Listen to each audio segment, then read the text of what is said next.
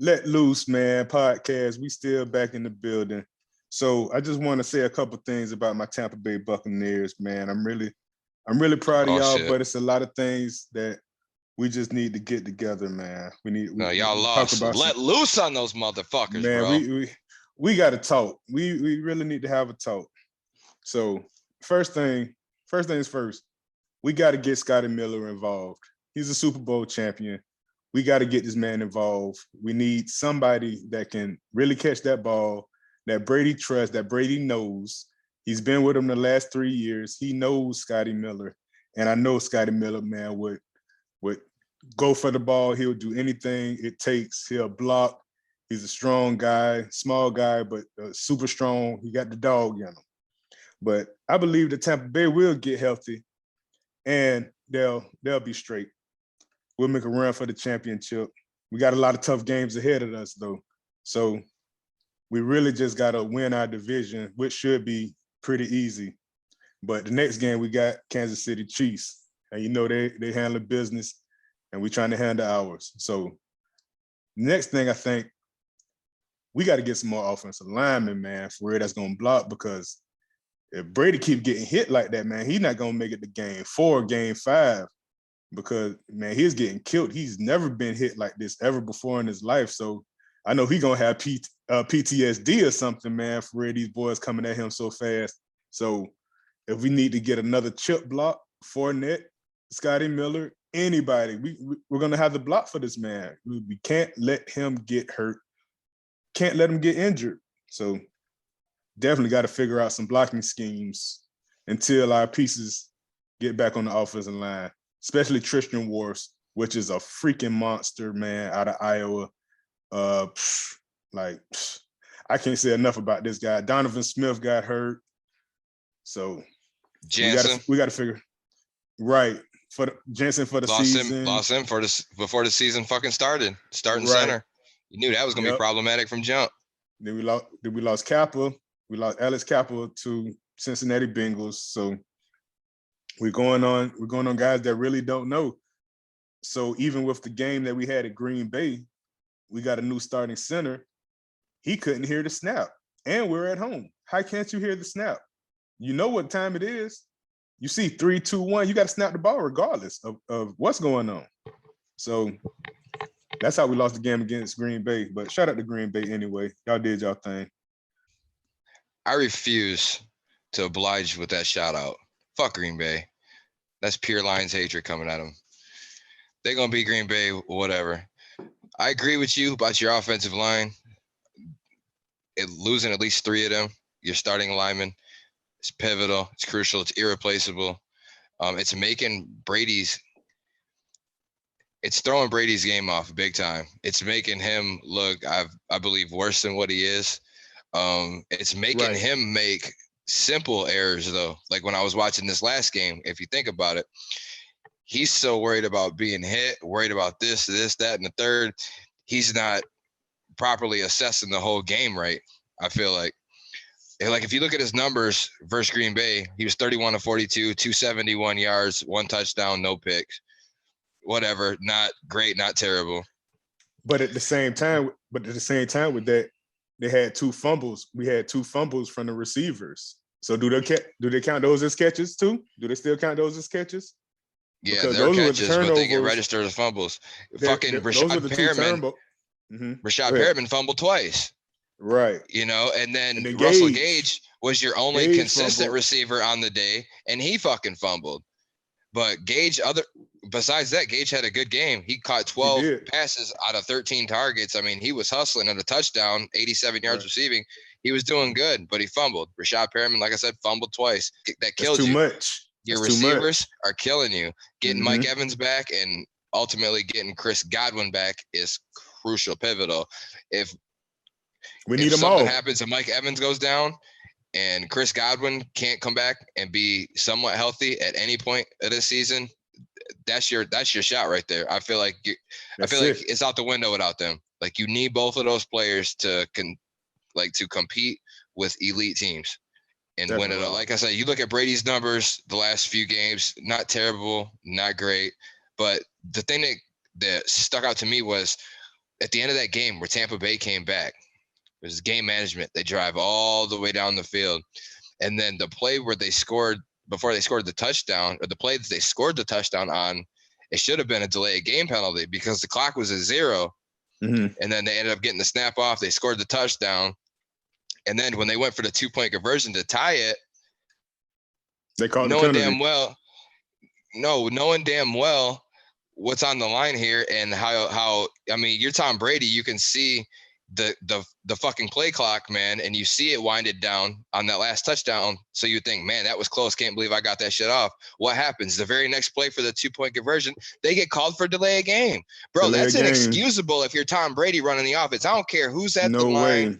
I don't care about none of that. You are Tom fucking Brady. Like, that's inexcusable. Brady has got to be better in that regard.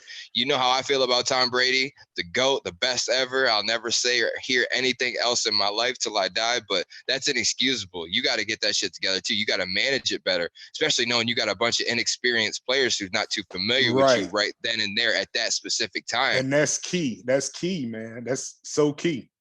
You got to step up a little bit too, and start whipping them like how you normally do. He never. Since when have you ever known Tom Brady to not ever tell somebody how he feels or what they shouldn't be doing? I mean, that's what he does, man. He coaches on the field, like living legend. Once you get that shit figured out, man, they'll be fine. But that's my takeaways from the game. But if we could move on, I want to rant about my Lions for a minute. Go ahead, because I want to talk about them too. And I apologize to the people. The people are probably random people, probably like people's probably watching like, man, why the fuck we got to talk about the garbage ass line? I apologize, y'all. It's a disease. When you're from Michigan, you can't help it that you love teams that fucking suck. Detroit teams that suck. But you can't bandwagon. You can't jump ship no matter how hard you try or might even want to sometimes. Your heart doesn't care, Right. You know how many times I'm like, man, I give up on these motherfuckers, man. I'm done. I can't. But like, you try to go for another team, you don't even have it in you. You don't care. But no way. No way. I'm not going to take up too much of everybody's time about the Lions. I just want to rant real quick. But another week, another loud comeback. The Lions' inability to close out games, I think, is the thing that's going to make them a non-playoff team, barring injury, honestly, because they have talent, man. They're young. Their defense still has a lot of holes in it, but their offense, I think, has potential to be top 10 in the league, barring injury. By the end of the season, I think they could be a top 10 offense. I really feel that way.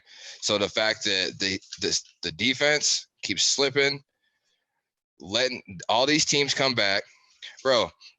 They let the Vikings score 14 points in the fourth quarter, including a wide open pass to Osborne with 45 seconds to go in the game. I seen that. I definitely seen it. What? Like, who the fuck had him, dude? Like, it was no discipline. Once again, we had 7 penalties. I believe 5 of them were pass interference or defensive holdings, primarily on one player, Amani Oruwariye. Like, bro, you are better than that. You should know better. They're watching you after the second one. It's blatantly obvious that you're holding and shit. Right. And twice it was on third down. So you're supposed to get off the field on third down and you're fucking holding.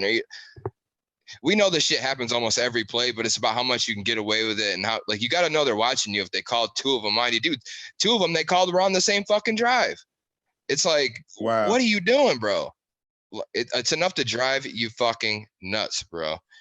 And all their games, like even last week when they beat the Commanders, they ended up beating, Washington 36-27 last week. It was up 22-0 at halftime, bro. Right. You're up 22-0 at halftime, and you let them come back. They scored all 27 of their points in the second half. Washington did that game. And it's crazy. You just keep letting these teams come back and back. They tried to keep up with Philly as much as they could. Philly just exploded with them with like 24 points in the second quarter, I believe they had. The Lions ended up being down 24-14 at half to them. And then they just allow them to come back, score more. And the Lions ended up losing that game 38-35. And they were fighting and fighting. I believe the Lions will lose more close games this year than probably anybody else in the league. man. It just seems like that. And then now it's problematic because Swift and DeAndre Swift and Amon-Ra St. Brown are our two main offensive weapons, and they're both hurt right now. Swift's probably going to miss the next 2 games with a shoulder injury. Week to week, right? Yep. And St. Brown's got a hurt ankle, and he remains questionable, so he might miss some time. But the only good news about that is the next 2 games that we play that both of them is projected to be out, they're still winnable without them, I feel like, because they play the Seahawks 1 week, and then they play the Patriots. They play in New England, and then they have Seattle at home. But they play in New England, but remember, they're without Mac Jones for I don't know how long Jones, now. So about 4 or 5 weeks. But I still like my chances against Brian Hoyer or Bailey Zappi, whoever comes in there. I just think like they could still win that game. So we'll see what happens. That's my rant about them, man. They just, they pissed me off. It's, and the thing is, before the season, man, I'm in one of these shows, I'm going to put down my wins and loss because I looked at their schedule before the season and I'm like, all right, I had them winning 8 games. And so far, the first 3 games is exactly how I had it. I had them losing to Philly, had them beating Washington, and I had them losing to Minnesota. Overall, I had them splitting with Minnesota, but I had them losing the one in Minnesota. So it's going exactly like I thought so far, but it hurts more when you're right in that shit knowing you could have won. Like I almost rather get fucking blown out sometimes than to lose a lot of these heartbreakers, man, because it kills me. It pisses me off, makes me sick, makes me want to just take everything and just fucking fling it. You know what I mean? It's very irritating. It's so sports fans have no idea the struggle it is to be a Detroit sports fan. On God, I'm telling you, bro. Dude, that's bad. But you're right on so many levels with the Lions, man. They don't have a winning culture. They need to get somebody that has a winning culture, a winning, talented person that can really just win games. And then another thing too, whatever, the injuries that y'all always take every year, bro. Like it got to be something with the nutritionists or the doctors, the team doctors. Like they're not doing right. They're not doing their jobs properly, bro. They're not. And y'all do lose a lot of 3-point close games, 1-score games. Even last year, y'all lost maybe like 8 or 9, 7 points or less games. So it's those defensive tactics that y'all got to get stronger. If y'all can get all the way from 30 to 15, I believe y'all will be way better, and y'all could stop those guys from beating y'all. Just like I say, at the end of the game, the last 10 minutes, man, be so crucial. That's the most important part of the game, the endurance, going through those tough times. Like for real, when everybody's tired, man, you gotta be ready, you gotta be rejuvenated. You gotta show out. This is the time to show out. This is what everybody cares about right here. Feel me? It's so stressful, man. It really is. But like I says, man, their inability to close out games is going to be the deciding factor of them being a playoff team or not. And it's not looking good right now, man, because I feel like if they stayed healthy, which they never fucking do, like their key players and their most crucial players are always the ones that get hurt. And they miss significant amounts of time every year. If it's not Swift this year, it's TJ Hawkinson. If it's not him, it's one of our linemen. If it's not him, it's one of our D-line. It just never stops, man. I know injuries happen in every sport, every team. They all got to go through it. I understand that. But like you said, dude, I'm telling you. So I'm glad it's not just me. It always happens to the Lions, and it's always our top guys. It is, man. It's ridiculous. Y'all had the one running back, Bell, back in the day. Bell. Was that his name? Joey Bell, that got hurt like 100 times? Oh, no, you know who you're talking about. You're talking about Javid Best. Best, right. He went to, Western Virginia or something? But you're talking about Javid Best. Right. And he had Javid Best. And freaking got broke up. He'll do like good 2 games, then get hurt for like 6 games, come back, get hurt for the rest of the season, like then just never heard from him again. Just like, cause y'all get the talent, man. Y'all get the talent. It's just, it gotta be the conditioning, man. It gotta be something. It's something, because your key guys are always getting hurt. So if y'all fix that problem and y'all fix your defensive problem, man, I think y'all have a pretty decent team. Cause the offense is doing their thing. You said what they are, fourth right now? Yeah, they have a top 5 offense in the league for total offensive statistics. Right. Like, who would have ever seen that coming? But that 3 but that's games in, never I get been it, but that's still, never been the problem for the Lions, man. The offense has never been really the problem. It's always been the defense. it's facts. That's big facts. That's big fact. We ain't never really had a running game to speak of, but now we Right. do, and it's a miracle what can happen when you have a running game that's working better than it ever has before. It opens up the ability to pass the ball, like Right. Jared Goff. Jared Goff's not nowhere near a top quarterback in the league, but to be facilitating and No, but running he's a he's top he's 5 making it offense work. in the league, he's making it happen, man. Shout out to Jared Goff. He's been playing pretty good the last couple of games, man. I got to give it to him.